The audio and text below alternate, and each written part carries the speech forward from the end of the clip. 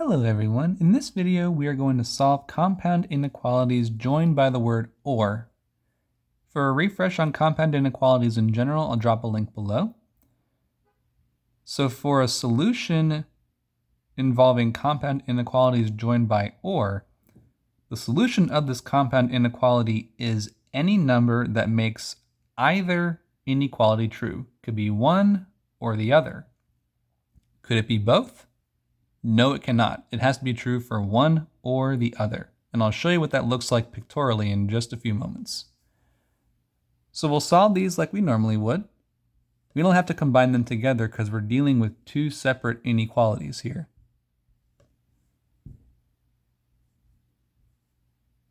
-5 minus 3. Then divide by 4. We have v is less than -2. And I'll just write this or down here for reference once we're done here.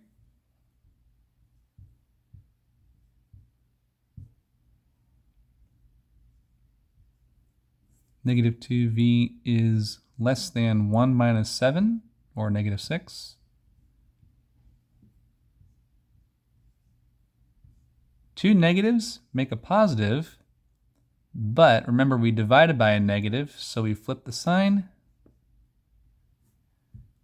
So, any value of v that is less than -2 or bigger than 3, both exclusively, is a solution to this compound inequality. And pictorially, how would this look?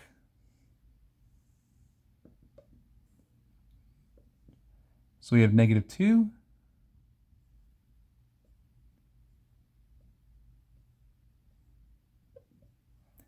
Both open circles, because we're dealing with exclusion. Less than -2. And then bigger than 3. So what's interesting is that if we ever have an overlap for a compound inequality involving the word or, we made a mistake somewhere, so we'll have to go back and check just in case. For these inequalities, remember, if they're joined by the word or, it's any number that makes either inequality true. So a number that is smaller than -2 or bigger than +3 exclusively. Let's take a look at one more. Here we have -2x plus 7 is greater than 3, or 3x minus 4 is greater than or equal to 5. Solving these like we would normally solve them.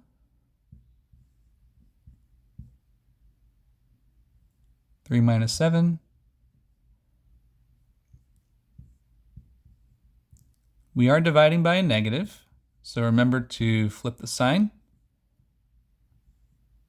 -4 divided by -2 is +2. We're good there. Add 4 over here.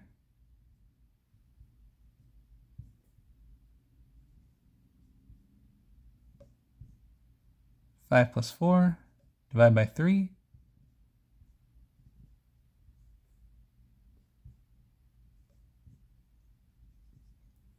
Okay, so for this inequality, any value of x that is less than 2 or bigger than 3.